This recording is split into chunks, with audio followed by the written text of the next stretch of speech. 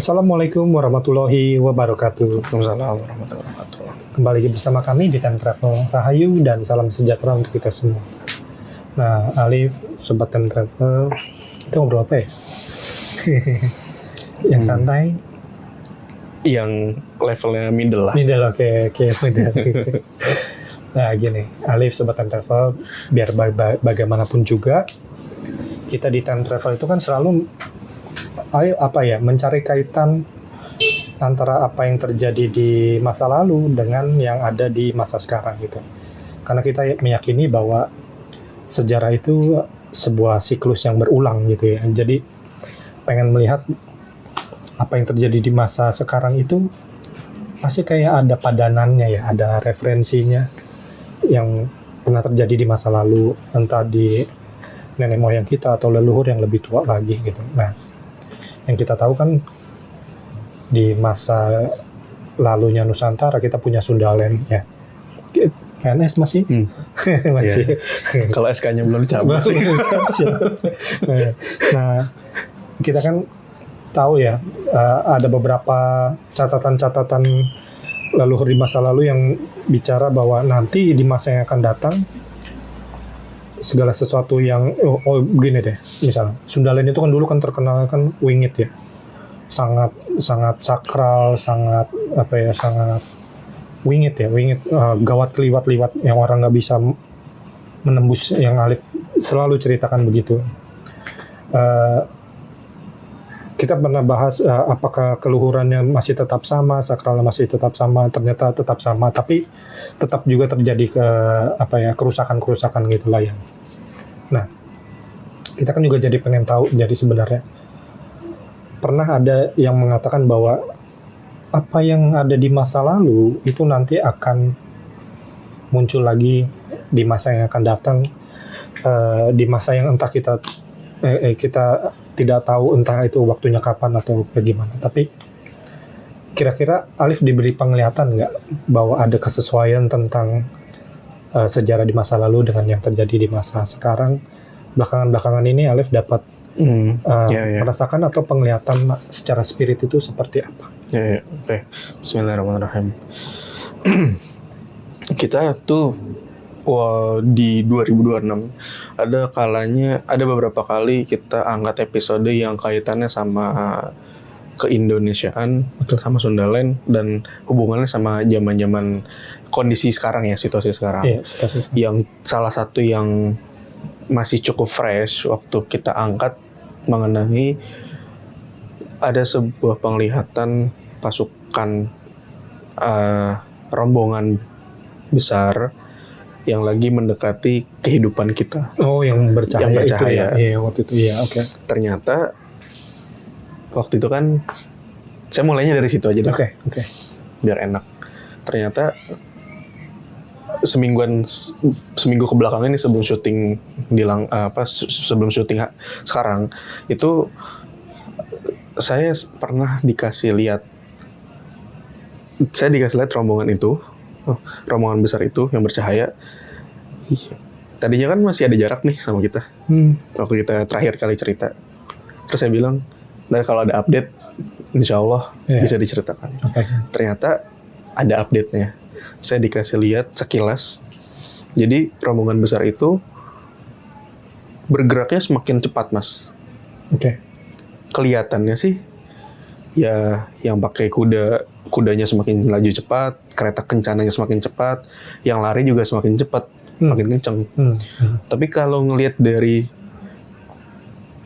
sisi yang lebih agak menjauh lagi, seakan-akan mereka tuh kayak melesat, kenceng banget. Dan mukanya berseri-seri. Semakin dekat itu semakin berseri-seri. Semakin riang gembira lah bahasanya, kayak semangat, berkobar-kobar. Ya, memberi harapan lah. Benar. Nah, udah itu. Itu yang saya lihat seminggu belakangan. Di sisi lain, saya lebih ke ngerasain ada hempasan-hempasan yang sifatnya tuh positif. Entah dari mana asalnya, tapi seringkali itu kayak muncul, meletup gitu, terus berasa hempasannya ke badan. Entah dari mana, saya nggak tahu. Entah siapa, saya nggak tahu. Kalau saya ada di titik manapun, kadang hempasan itu berasa di tengah-tengah situasi yang lagi banyak kabut hitamnya ini. Berarti hempasannya baik atau Positif, Mas. positif? Di tengah-tengah situasi yang banyak kabut hitamnya ini. Yang ketidakpastian. Nah, itu ada hal-hal positif itu. Saya ngerasanya dan saya berasumsinya apa mungkin hempasan ini dari orang-orang baik itu, dari orang-orang yang punya jiwa yang baik gitu. Nah, orang-orang yang punya jiwa baik itu biasanya dikaitkan dengan guardian. Biasanya para penjaga atau mungkin memang ya mereka menjalani nilai-nilai luhur lah. Nah, ngomong-ngomong soal penjaga, kita di episode yang sebelumnya itu kan bercerita tentang wilayah Purbalingga tuh. Betul, wilayah yang sangat purba. Ada benteng, ada kayak pos. Betul. Di video itu juga Mas Amin mensketsakan, melukiskan. Ya. Terus juga pas saya cerita di hutan, itu ada penjaga-penjaganya. Benteng alamnya Sundaland. Kalau Mas Anton cerita, di zaman sekarang itu ada apa artefaknya ya? Ya. Ada bekas-bekas peninggalan dari candi. Betul. Di mana biasanya candi atau keraton di depannya tuh ada patung-patung. Iya. Apa istilahnya, Mas? Dwara Polo. Nah, itu. Dwara Kayak raksasa Iya, gitu. raksasa. Nah, Sundaland dikenal sebagai tempat yang kuingit, gawat keliwat-liwat. Ternyata ketika masuk ke dalam benteng alamnya itu semua saling menjaga keluhuran, kesucian, kesakralan yang ada. Kita sekarang hidup di Indonesia, yang mana masa lalunya itu Sundaland. Bagaimanapun Indonesia di masa sekarang yang penuh carut-marut, tapi saya selalu melihat ada titik cahaya luhur yang masih terjaga sebetulnya sampai detik ini.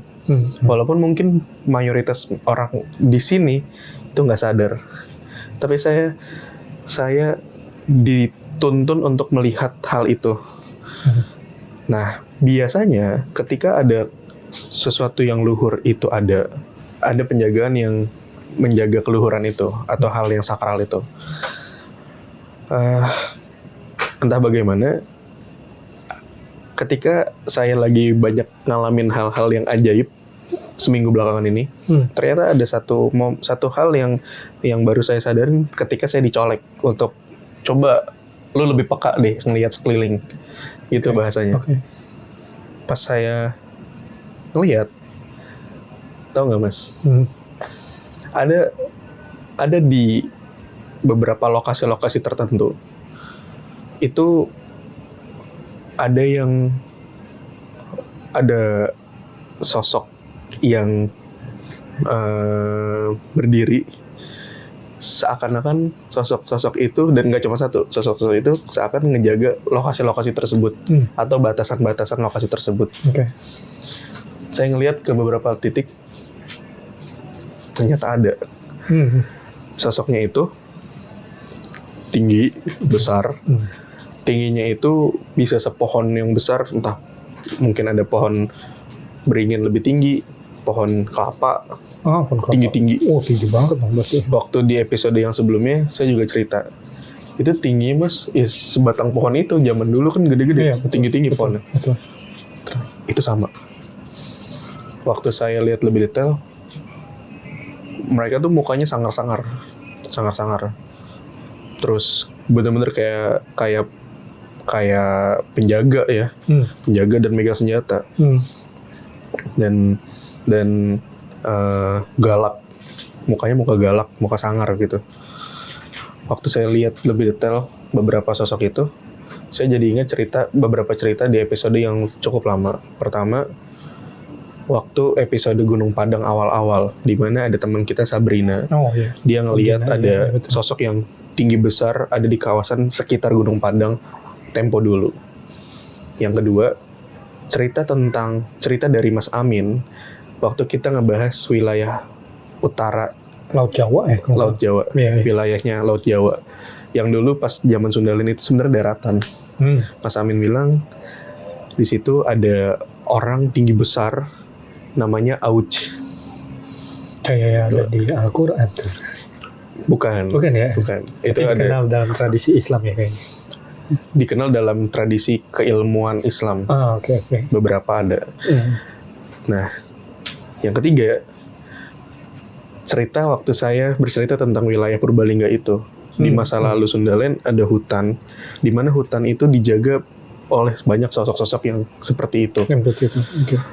Maka dalam tradisi kerajaan setelahnya di Nusantara, itu di simboliknya tuh ada patung-patung itu tadi. Ini di candi itu. Iya. Oke. Ternyata di zaman sekarang, di 2026, mereka tuh muncul. Ada di lokasi-lokasi tertentu. Oke. Nah, di samping itu, saya pikir hanya mereka-mereka aja yang muncul. Tapi ketika saya ngalamin seminggu belakangan, saya juga sadar kalau enggak, ternyata ada juga yang lain. Oh, bangsa-bangsa yang lain. Bangsa-bangsa yang lain. Oke. Yang seakan-akan ketika saya ngelihat mereka-mereka bangsa-bangsa itu, mereka kayak I'm ready. Kayak bersiap penuh semangat. Dan yang saya lihat itu dedengkot-dedengkotnya mas, yang gede-gede atau yang cakep-cakep bentuknya atau yang serem-serem itu hawanya tuh mereka pengen siap untuk membela tanah air lah bahasa kayak gitu, menjaga keluhuran negeri ini gitu. Dan itu ada yang tinggi-tinggi itu, ada juga bangsa-bangsa yang lainnya. Saya nyebutnya itu lembut lah. Kalau sebesar yang tadi Alif ceritakan, bisa dibilang kan itu kan kayak raksasa ya. Kan kita juga udah pernah cerita bangsa raksasa yang di Amerika. Nah ini seberapa berbedanya mereka yang ada di sini? Sebenarnya gini, kalau misalnya dibilang beda apa sama, karena hampir sama bentukannya. Mau orang bilang itu mungkin Tartaria kayak, itu Titan kayak, raksasa kayak, orang-orang besar, sebetulnya hampir serupa. Kadang yang membedakan itu dari perangainya, dari bukan perangai, dari rautnya, penampilannya, pakaiannya, sama tempat di mana dia tinggal. Gitu. Ketika mereka itu terlihatnya ada di sini, saya yakin betul mereka adalah bagian dari penjaga-penjaga kawasan negeri Indonesia di zaman sekarang. Ke zaman dulunya Sundaland. Sampai satu waktu di mana sebelum syuting ini dimulai, saya coba untuk mohon untuk bisa terkoneksi lah sama mereka. Paling nggak dapat mungkin ada informasi apa gitu kan. Tentunya saya minta dulu support nih dari leluhur. Kemudian saya keluar, terus saya ngelihat ke salah satu lokasi agak jauh. Saya coba komunikasi sama mereka, dan salah satu dari mereka itu menyampaikan intinya gini,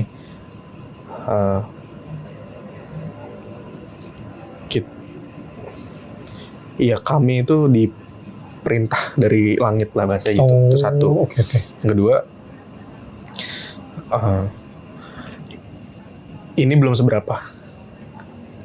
Nanti ada lagi yang lain katanya. Karena semakin frekuensi dunia itu semakin naik tuh, otomatis kan banyak konflik nih mas. Banyak konflik. Mau konflik secara real atau secara spiritualnya. Ternyata yang namanya penjagaan dari sang ilahi itu juga meningkat. Gitu. Itu yang saya dapat ya. Karena tadi aku mau tanya alasan kemunculannya, Liv. Karena apakah memang timingnya tepat? Kok tiba-tiba mereka sudah muncul sekarang atau seperti apa? Sebenarnya kalau kata waktu saya nanya gini, saya nanya kurang lebih kayak gitulah. Kok muncul gitu? Jawaban dari salah satu di antara mereka tuh, sebetulnya bukan muncul. Kita tuh ada dari zaman dulu. Nggak pernah kemana-mana. Gitu. Kita ada dari zaman dulu. Tapi yang dimaksud muncul itu seakan-akan kayak yang tadinya cuman di kawasannya aja, kawasan tertentu aja nih, kayak nutup Oke. lingkungannya. Terus diperintahkan untuk keluar gitu, Oh, oke, untuk oke. ngejagain di mana di situ masih ada cahaya katanya mereka. Terus saya nanya maksudnya cahaya apa? Awalnya diem tuh si sosok itu segini, sambil buka mata gitu kan. Terus nggak lama si dia ini ngomong gini, cahaya itu di mana masih ada orang yang memiliki jiwa yang luhur dan baik. Di situ ada cahaya ilahi turun gitu. Nah, untuk kalau kayak kita gitu ya, Lip, kayak kita bukan, bedain dikit ya. Kayak misalnya aku ya yang belum begitu peka banget misalnya gitu. Tahunya keberadaan mereka itu seperti apa sih? Kalau dikatakan sebagai penjagaan gitu ya, kita apa tersentuh energinya beliau juga. Kalau yang terlihat sih gini, dan yang saya dapat jawabannya, secara energi itu mereka itu ngejagain di titik-titik tertentu supaya hal-hal negatif itu tersaring nggak lebih parah dari yang semestinya, masuk ke kawasan tertentu. Di mana kawasan itu ada cahayanya, ada orang-orang baiknya. Kalau orang awam ngerasainnya nggak ngerasain, Mas. Bisa nggak ngerasain. Karena kata mereka, orang zaman sekarang itu udah ride the flow, udah ngikutin arus aja. Jadi bisa nggak ngerasain. Kecuali orang-orang yang mau terkoneksi sama alam.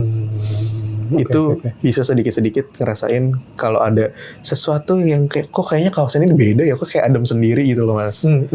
Nah, bicara soal kawasan yang adem, coba deh teman-teman Sobat and Travel itu coba peka, apakah di tempat kalian tinggal atau di tempat kalian bekerja atau dimanapun, coba deh ngerasain.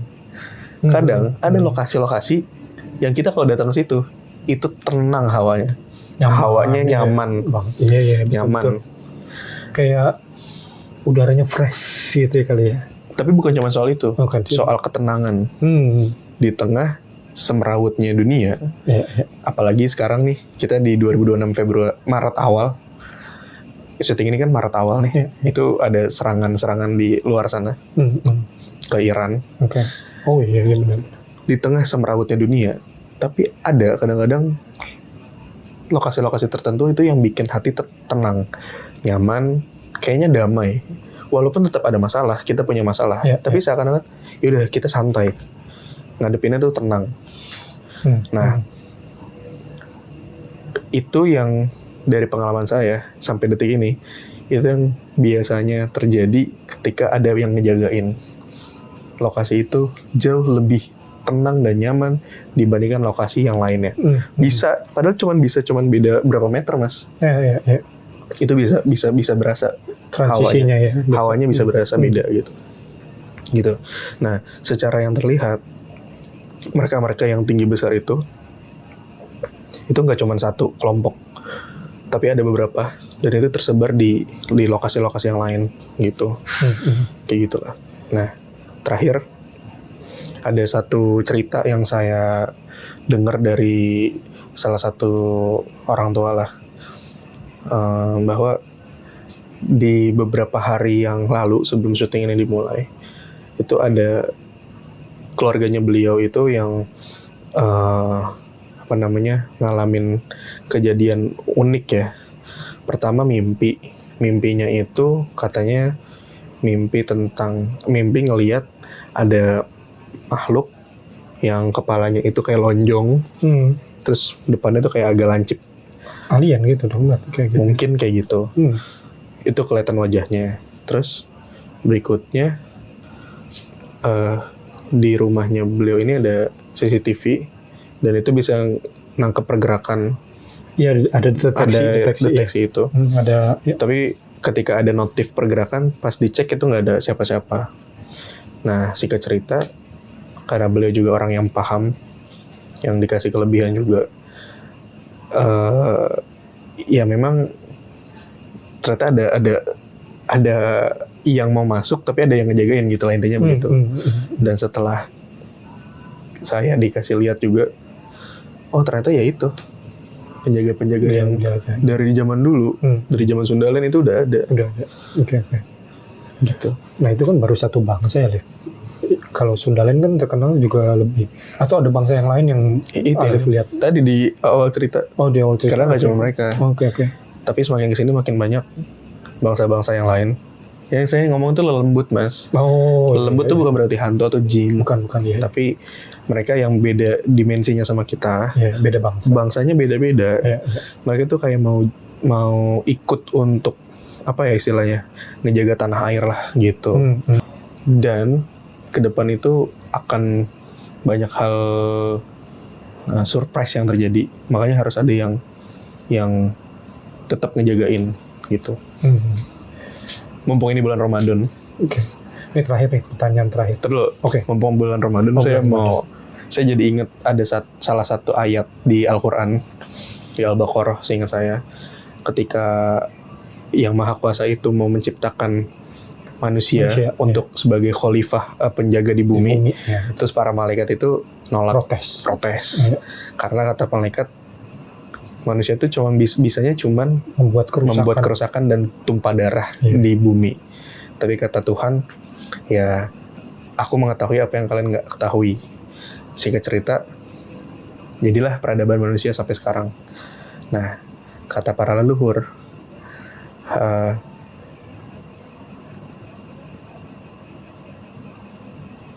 nggak usah deh.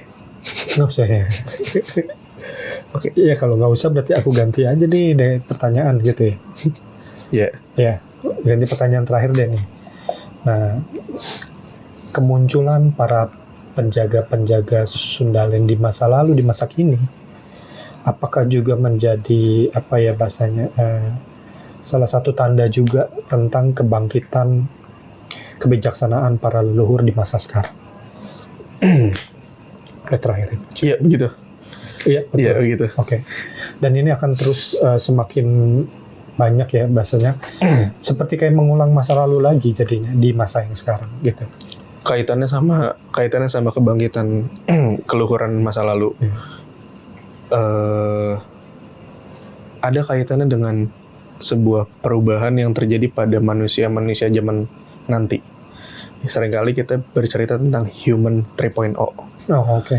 Adanya sebuah mutasi di mana gabungan antara keilmuan dan keluhuran masa lalu itu bercampur dengan masa sekarang yang menjadi hari esok yang tak terbayangkan. Itu menarik. Itu ada kaitannya dengan itu maksudnya. Iya. Menarik tuh di episode yang lain kali ya. Kalau orang-orang mengetahuinya pernyataan Einstein bahwa perang di masa depan akan pakai tongkat dan batu, iya mungkin nggak seperti yang kayak gitu juga ya. Mungkin perangnya jadi perang mutasi juga kali ya. Orang-orang yang sudah bermutasi. Kalau yang sini bermutasi, yang sana ikut mutasi juga nggak? Iya. Oke, itu jadi bisa kita angkat di episode yang lain kali ya.